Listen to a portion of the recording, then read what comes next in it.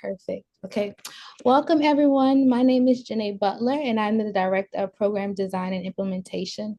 Today, we have two fabulous members of the design team, our e-learning specialist, Dr. Lacey Hitt, who will be monitoring the chat to capture all questions, comments, and concerns.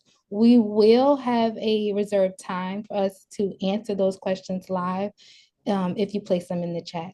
And of course, we have our client success specialist, Ms. Jennifer Armand, who some of you may already know, and who you will certainly know by the end of this webinar. So a little about the center. We advance literacy and learning through evidence-based practices in the classroom, home, and community. Our vision is for everyone to be empowered through literacy.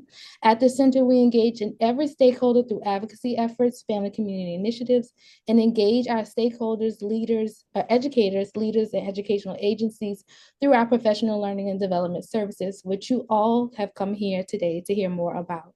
So these efforts allows us to have over 120 partnerships alone in 2024, spanning from early childhood centers, schools, school districts, community organizations, foundations, and literacy-related companies in Louisiana and across the country. We look forward and hope to continue to expand and maintain these partnerships within the great state of Louisiana. So with that in mind, Jennifer, go ahead and take it away. Thank you, Janae. I'm so excited to be here to be able to share this information with everyone this morning. And we're going to walk through the CLSD Literacy Innovation Support that the Center for Literacy and Learning is offering to you guys this year with the new funding coming down.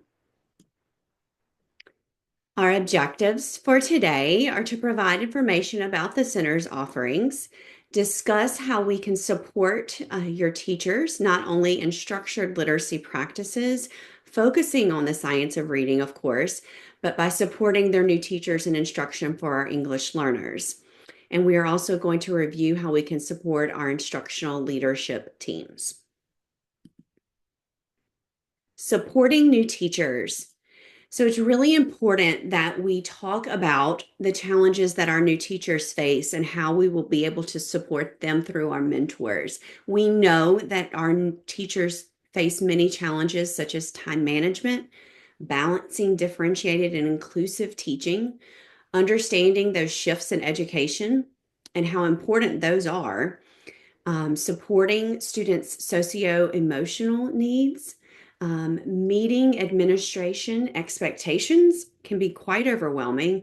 And lastly, overcoming that teacher burnout that we hear so frequently about. We're losing our educators more and more in those first 5 years. And so it's really important that we mentor these year 0 through 3 teachers. Couple other challenges that we know our new teachers face are the experience of those slow curricular shifts due to the insufficient science of reading background. We know that not all universities, unfortunately, are preparing them in a way to where they have that knowledge base. Translating data into effective practices. So what does our data tell us and how do we use it? Focusing on quantity rather than quality. Right? Not always more is better. And assuming adolescents will respond to reading interventions similarly to younger students. And we know that that's not the case when it comes to our adolescent learners. We love this quote from an assessment supervisor in Iowa. It says, "It all starts with teacher knowledge." We most often hear teachers say, "I never knew that." When we make something transparent, they are able to teach it more effectively. And that is so true when we hear them say constantly, "I just didn't know that." And I love the phrase, "When we know better, we do better." And so that's where we are. We want to make sure our new teachers know better so that they can instruct our students better. Supporting our structured literacy. It's important to understand that with structured literacy, teachers must understand what it is and its importance. And for teacher education to be effective, it must change both the teacher and the student behavior. That is, teachers must adopt new ways of teaching, and students must show appropriate improvement as a result. Is what they are doing in the classroom actually transpiring to student learning? Not just did I teach it, but did my students actually gain the information that we want?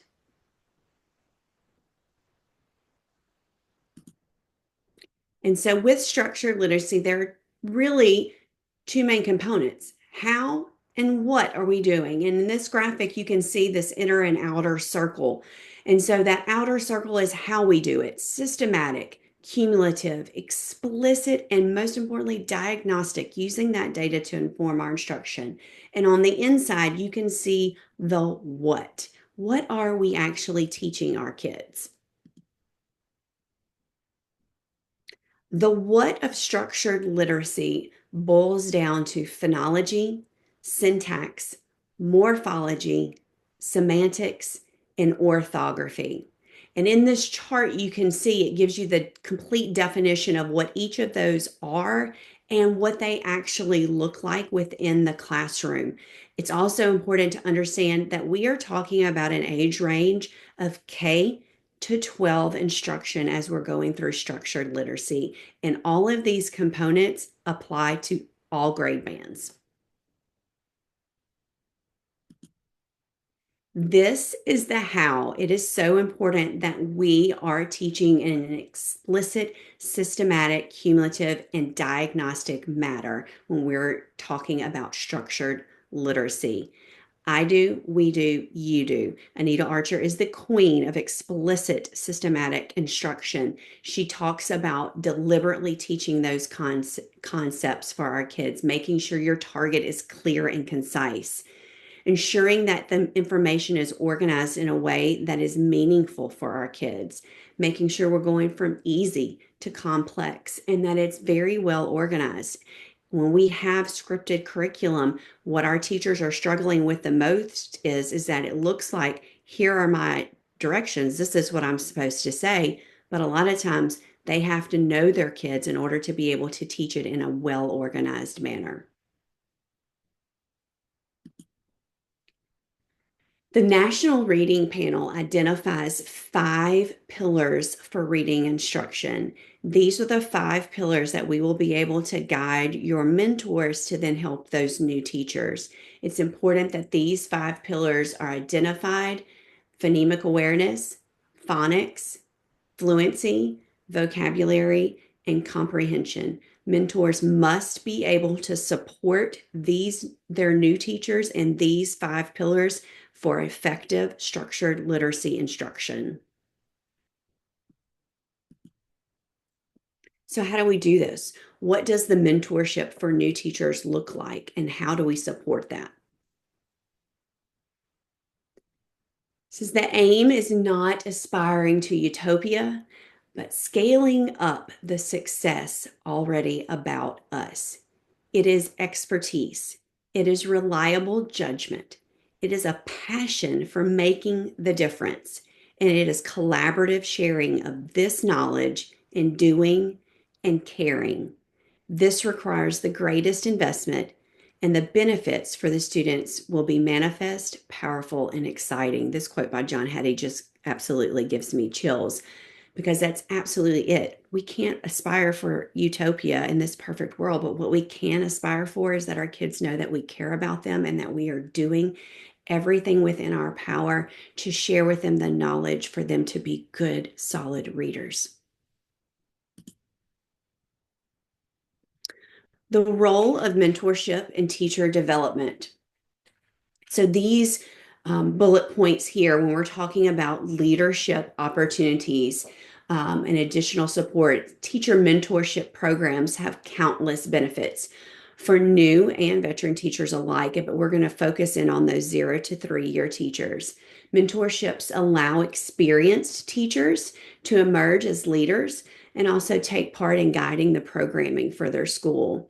Mentoring can also inspire teachers to get re-energized about their own careers. From this partnership, new teachers gain key skills that rely on throughout their career, like problem solving, strategy implementation, and improved teaching skills. Plus, When teachers feel like they're part of a team, they're more concerned with school-wide student success and not just their own classroom. We're not just closing the doors anymore. We also want to talk about boosting that teacher confidence and what that looks like. And with a mentor, this can help teachers build a growth mindset, as well as that self reliance in their own teaching skills. In particular, teachers need extra support when facing difficult concepts, not only in literacy, but in math alike. Growth mindsets can help. Teachers with growth mindsets believe everyone can improve their abilities in literacy, math, science, social studies, and beyond. And they're more likely to give their students concrete strategies to support their student success. Helping our teachers build this growth mindset will also help their teaching confidence and pairing them with those mentors, experienced teachers. Another role of mentorship deals with identifying those knowledge gaps, right? We talked about this a little while ago when we talked about coming in with an unprepared mindset of what the science of reading is or structured literacy. So, when we know we have those knowledge gaps when starting a new career, it can be quite overwhelming. But we don't want to let those new staff members feel overstretched as they're trying to juggle between learning new vocabulary and school culture and procedures and routines. But if we can pair them with a mentor teacher, we can help catch them up to speed, so to say. And through this relationship, they can identify any gaps in that content knowledge that the new teachers might have and help create some strategies to fill in their knowledge. We can also talk about enhancing our school culture, which is so important to talk about culture and climate within a school. And teacher mentorship is highly beneficial for the entire school community. When teachers are partnered together to share their knowledge, the school's quality becomes more consistent. We also find that educators that are working together on very difficult subjects and with consistent behavior management, student goals can improve both attitude and engagement school-wide. Plus, working in teams creates a much needed connection between peers and a job where individuals are largely problem solving independently. Again, long gone are closing the doors to our classrooms, but really working together. As a result, that school climate and culture improves both for teachers and students. And lastly, one of the most important parts is holding on to our teachers, right? Improving that teacher retention. And it continues to be an ongoing problem, especially for our new teachers. But when schools use their resources, constantly starting over with new hires, they really can't focus on those large overarching goals that they have for themselves. So, through teacher mentorship, we have found that teachers can feel that enhanced confidence and job satisfaction, and they experience more of a supportive community, and hence they stay. It's no surprise that in the research it says if new teachers were effectively mentored, they would be more likely to stay in teaching professions because they would experience more support and better working conditions, which in all actuality would reduce that turnover and we would reap the rewards of our students' success, which is the, again, ultimate goal. And there are obviously key components when we're dealing with mentoring. This is the mentoring cycle, which comes from the Louisiana Department of Education, and they have included identifying the needs, supporting the mentee, and how do we monitor that progress. And I think when you're looking at this graphic, one of the key pieces to really notice is that arrow at the bottom that is going back and forth, right? There is a constant how can we grow and identify what's going on, and then how am I supporting that mentee? That coach in or mentor is hugely important when it comes to the success of our new teachers.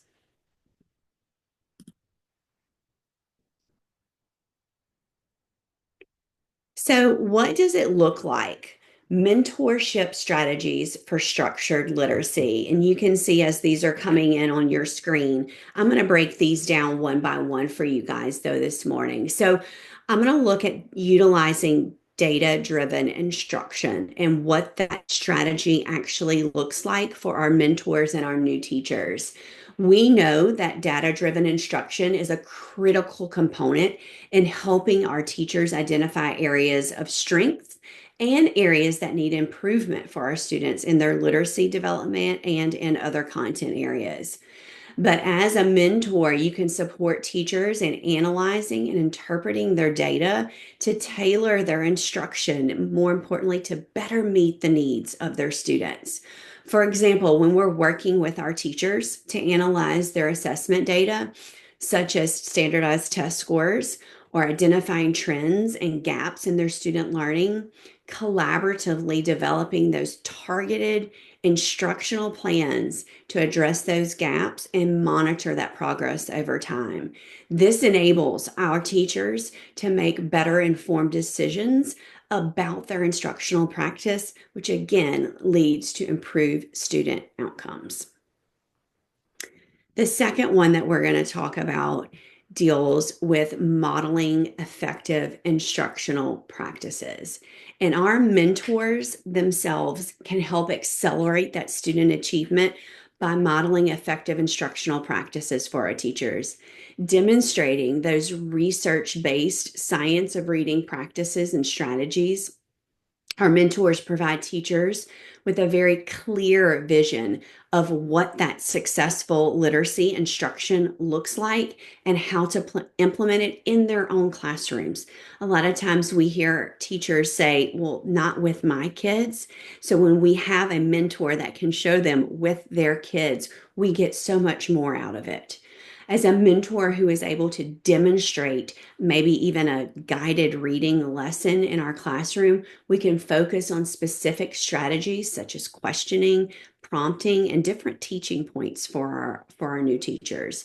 Teachers can observe and take notes during these sessions, and then they can debrief with that mentor afterwards, where they can ask those questions and they can go over those notes that they took down and hopefully make some adaptations for their own classroom.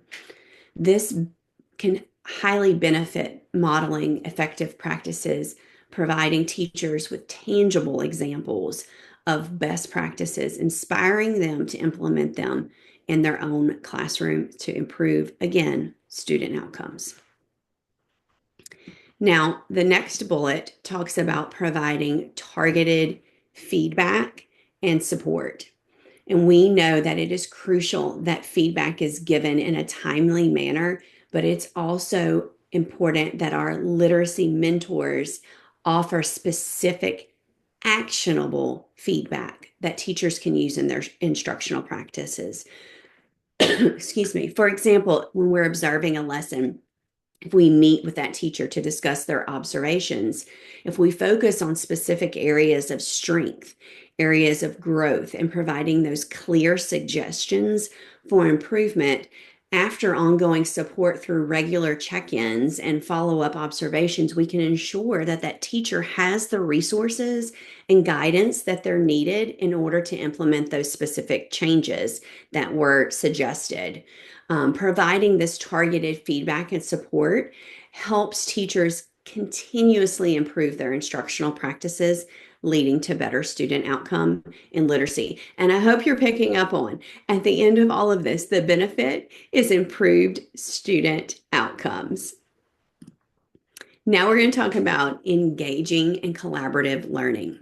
In part of the CLSD package, we talk about collaborative learning strategies and what that actually looks like in those ILT teams. And so we're going to talk about what are effective ways for our literacy mentors to promote that collaboration, that shared learning, and a continuous improvement among our new teachers. How can our ILT teams help serve as a platform for discussing those instructional strategies and analyzing student work and sharing our best practices? For example, our literacy mentors can help establish regular meetings for those teachers to come together and discuss those successes, challenges, and strategies related to their literacy instruction. It's really important that we notice right here that we say discuss their successes and their challenges. So it's important that we talk about both.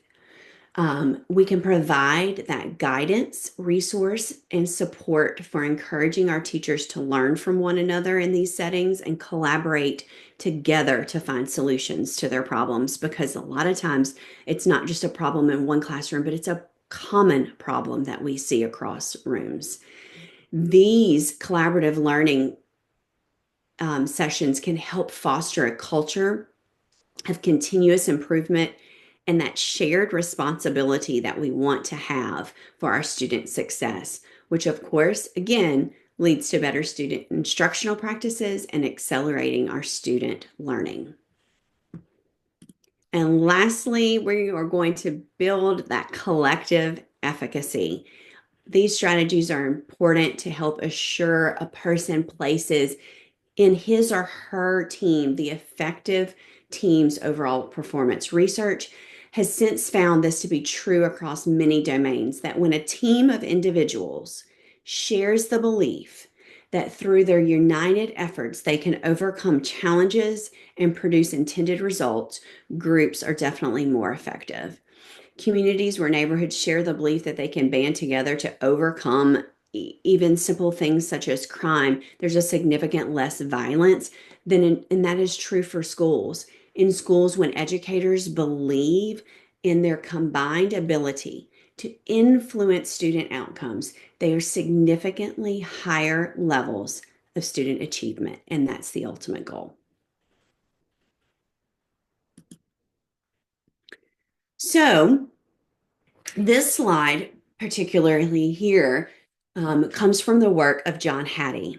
And we know that John Hattie provides 5 overarching mentorship strategies for supporting teachers, not just new teachers, but teachers in general. But we took this and we thought, how can we use this when we're dealing with our mentors and our specialists that are working with the mentors and our new teachers? And so Hattie says that if we focus on these collaborative expertise and student progression, what that looks like is reframing this conversation away from its current focus on standards and achievement, but towards progress, right? Where you're looking to see, are we making gains? So it's really recognizing that everyone from our teachers, our school leaders, our parents, policymakers, we are all working together towards that common goal, which is ensuring that every child receives at least 1 year's worth of progress in 1 year's input. So 1 year in, 1 year out, we should be seeing that growth, achieving that growth, and that we should all expect that expectation. The second part that he talks about is utilizing assessments and evaluations to provide feedback to our teachers. So we need to find ways to improve helping students and teachers to better teaching and learning through assessment. And one way that we can do that is through evaluation tools he says that evaluation tools shouldn't measure just learning, they should help to shape it, right? Schools need to become evaluators of impact and experts at interpreting the effects of teachers and teaching on all students. I love the work of Hattie because he emphasizes the work of all students. Students should create environments that enable excellent teaching and strong communication with a focus on making an impact, where teachers identify what success looks like and that magnitude of the impact before they ever start teaching. And that's number 3. We have that enormous wealth of knowledge already about how to address certain challenges that students face. But teachers are encouraged to share and use that existing expertise that has been proven to work. And that is key for our mentors. Our mentor teachers have this knowledge and they need to be able to share it. I love this one. Stop ignoring what we know. Share it, right? Just stop it. And the last one he talks about is studying teachers who are achieving a year of student progress and support teachers who aren't. And so the implications for teachers is that they will no longer work alone in isolation here. They will have that professional ethic that emphasizes that collaboration between each other. Communities will form in and across schools that work together to diagnose what teachers need to do to plan those interventions and evaluate success, as well as sharing that professional development that's proven to improve teacher effectiveness and expertise. The implication for school leaders that they must have the expertise to enable teachers to work collaboratively and collectively with confidence and security and question their effectiveness. They need to create opportunities that develop trust, provide resources for understanding the impact, and lead those discussions. Again, we are talking about our mentor teachers and what they will be able to do for our new teachers.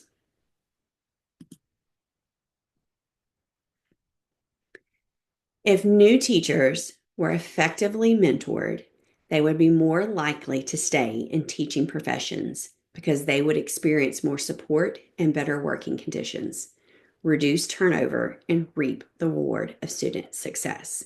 That's what our mentors can help our new teachers do.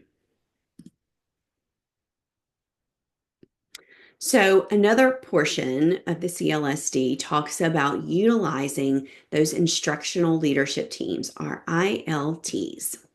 All right.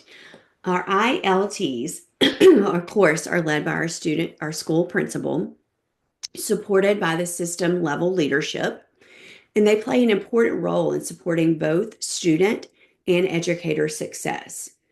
It says the manner in which schools' cultures operate ultimately influences their overall effectiveness in addressing the needs of both their students and educators and propelling all students to success. Instructional leadership teams are an essential foundational structure to supporting high quality teaching and learning in our classrooms. Key responsibilities of those ILT teams. By utilizing instructional leadership teams as a support for mentors and as mentors provide information to those ILT teams, new teachers can grow in best practices, ultimately impacting their student achievement. So we know that the mentor is part of this instructional leadership team and that we will be able to support them and how they support those new teachers. This next graphic also comes from the Louisiana Department of Education, where it talks about the teacher, the mentor teacher, the instructional leadership team, and then the district leadership. And I love the fact that these arrows are constantly going back and forth, and you can see the flow between these important pieces of a puzzle in order for our new teachers to be successful, in order to succeed in our student learning. That's the ultimate goal that I said over and over again on the previous slides is the ultimate goal is student growth.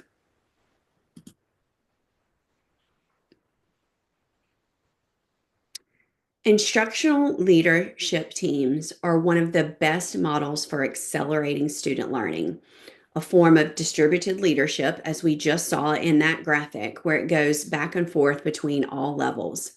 They spread that decision making out from the principal to representatives from each group, including teacher leaders, department heads, social workers, assistant principals, and so on. Effective ILTs elevate more diverse voices and perspectives, and with that, we can help build a culture of collaboration and trust, both which, of course, positively impact teacher retention. And that has been a huge problem for us across the state of Louisiana and the nation. So, what does this look like for us? How does Louisiana's Literacy Innovation Support Package, what can the Center for Literacy and Learning do to help you guys with your CLSD and the funding? So in this particular package that we are offering, we offer 94 hours of support, which can be delivered over 10 months, equipping schools and educators with the tools and guidance needed to enhance that literacy instruction that we've been talking about. We help educators create lasting and meaningful improvements in literacy outcomes through expert coaching and mentorship, professional development, and tailored support. This also includes 2 PD sessions per site for the districts. So the overview of our services here is we offer on-site, virtual, and hybrid support to meet the needs of our clients and our educational agencies here in the state of Louisiana. Our services include support for our mentors, focused on enhancing our EL learners, our instructional leadership teams, and early childhood education. Through comprehensive literacy reviews, coaching, mentorship, and professional development, we aim to enhance literacy instruction and improve those student outcomes. So there are 3 main pieces of this puzzle. Our comprehensive review defines the scope and the goals. So we will collaborate with our districts to clarify the purpose, review, and target those subgroups and those desired outcomes. We establish those guiding questions, such as, are our current literacy practices aligned with evidence-based strategies in the science of reading?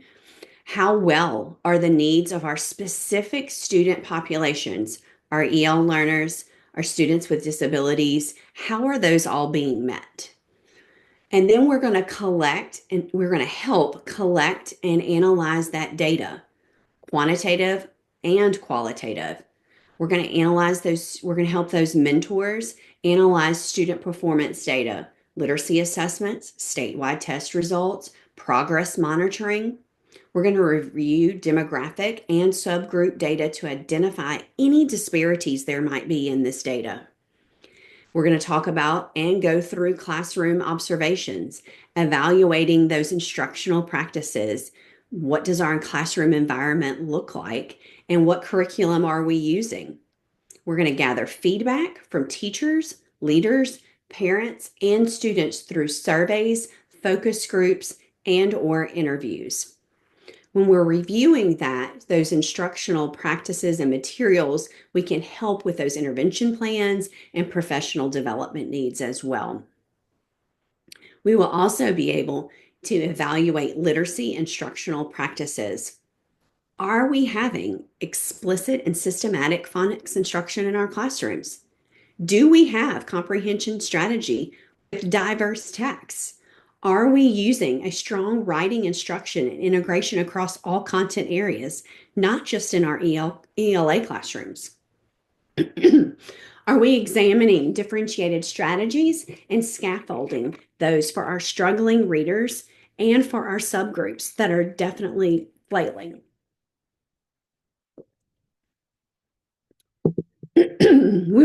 I'm so sorry. We will identify strengths and areas for growth and help them assess those as well. Literacy intervention programs, teacher professional development structures, data collection and usage for instructional decision making, and reviewing the role of leadership and promoting that culture of strong literacy instruction. Synthesizing data to help highlight areas of best practices, gaps, and opportunities for improvement. Providing actionable recommendations tailored to the school's individual needs and those classroom teacher needs.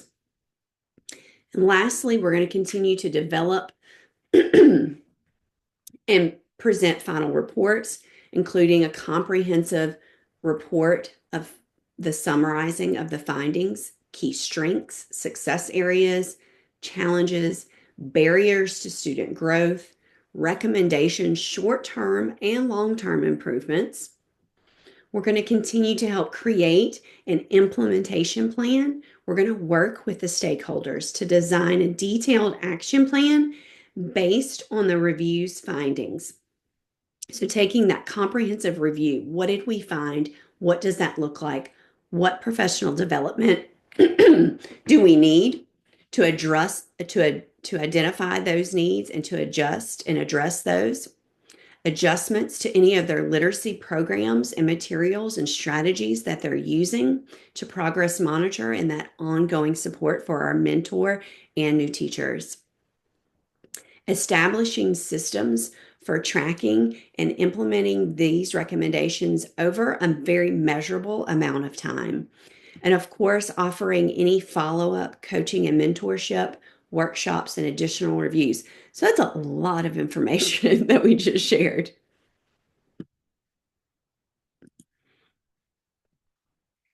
During that previous slide, we talked a little bit about professional development and what that can look like.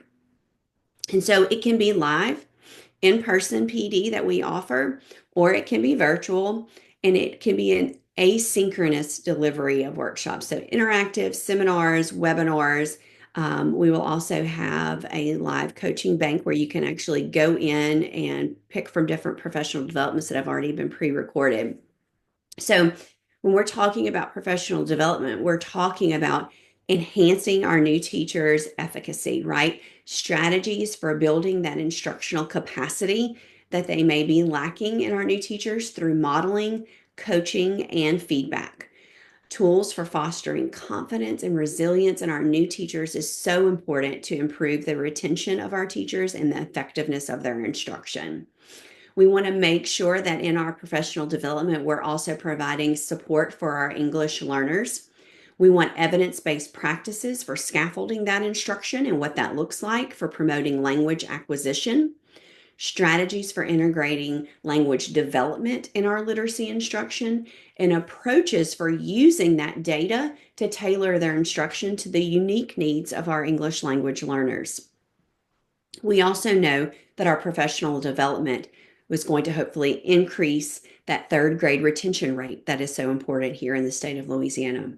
Best practices for ensuring strong foundational literacy skills by the end of third grade, and what that early intervention strategies look like in addressing those learning gaps before the impact of retention. And then, of course, even so far as reaching into our family engagement techniques and supporting literacy development at home. We also know how important it is to improve our outcomes for our fourth and fifth grade students who are still performing below grade level. What does differentiated instruction strategies look like in hoping to accelerate their student learning? Using formative assessments to identify and target specific skill deficits, and then effective use of small group instruction and individualized supports, even in grades 4 and 5.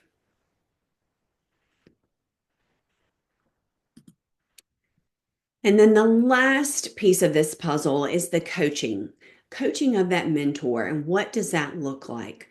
Job embedded coaching can be a very powerful strategy for supporting our literacy mentors, particularly in schools with high teacher turnover and a large population of new teachers.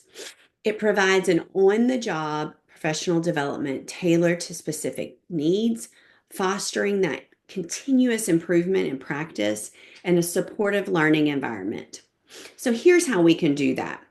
We can talk about direct modeling of best practices with your mentors. Literacy mentors can demonstrate for your new teachers effective instructional strategies in real time, such as how to differentiate instruction, implementing evidence-based literacy interventions, and managing classroom effectively, classroom management. New teachers can learn by observing these strategies in action within their own context, helping them connect theory to actual practice and implementation. We will also go through a coaching cycle with your mentors and new teachers. Coaches and mentors can use structured coaching cycles where we have pre-conferences, observations, and post-conferences, guiding new teachers in refining those instructional practices. These cycles focus on immediate, actionable feedback, building on that new teacher's confidence and competence over time. Confidence and competence. We will also be working with collaboration and co-teaching. Mentors can co-teach lessons with those new teachers, providing them support and modeling those effective practices together. This approach reduces the isolation that is often experienced by our new teachers and helps build their capacity to implement those strategies independently. And lastly, customized professional development. Coaching sessions can address the specific needs of our individual teachers based on those classroom observations and data that we're going to gather, such as assessment results, classroom management challenges, or again, those literacy instructional gaps. These professional development sessions will be tailored to support and ensure the relevance and maximize the impact, again, on student learning. So what does this look like? I kind of gave you a little heads up to this slide at the very beginning, but for us, it looks like 94 hours of support that you would be receiving when you partner with the center. So this support is going from July to April. It's 10 months, virtual and on site.